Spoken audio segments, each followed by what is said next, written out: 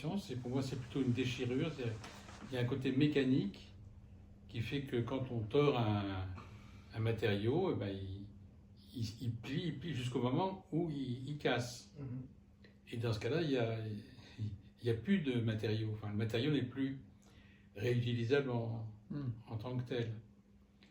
Et souvent, on appelle rupture des choses qui n'en sont pas. Par exemple, en histoire de l'art, on vous explique qu'il y a des mouvements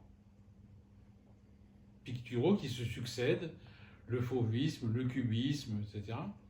Mais en fait, au sein de ces mouvements, il y a une continuité qui est par exemple la perspective, qui est quelque chose qui existe depuis le XVe siècle, 1450, jusqu'aux impressionnistes, qui n'ont pas renoncé, même s'ils ont été décriés par les académiques, ils n'ont pas renoncé à la perspective. Donc, on se rend compte qu'il y a, on va dire, jusqu'à Malevich, jusqu'à l'art abstrait, dans ce qu'il a de plus radical, il y a toujours une notion de perspective.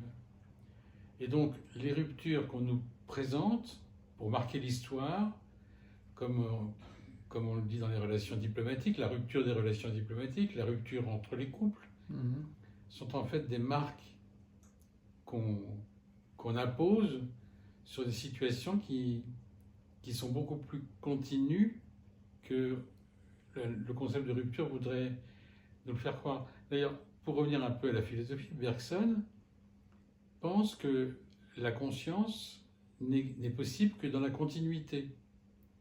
Et donc lui, il regarde ce qui fait continuité et pas ce qui fait rupture, comme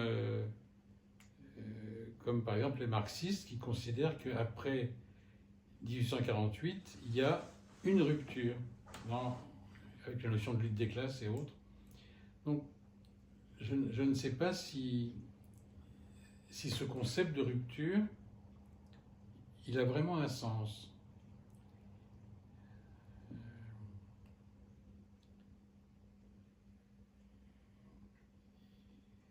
S'il existe vraiment. Je me demande si ce n'est pas une caractéristique ou une épithète qu'on met sur des situations que les gens vivent.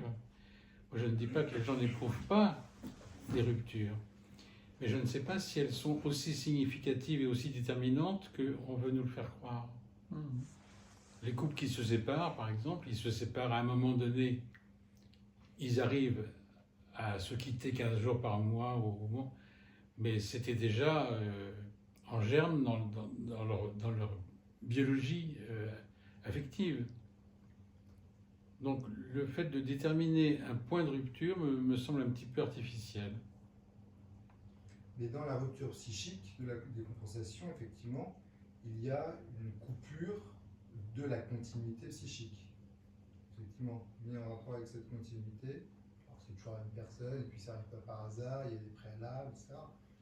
Mais il y a plus de discontinuité, en tout cas, que quand un couple se sépare. Dans la décompensation, enfin, ouais. Oui, mais c'est tout d'un coup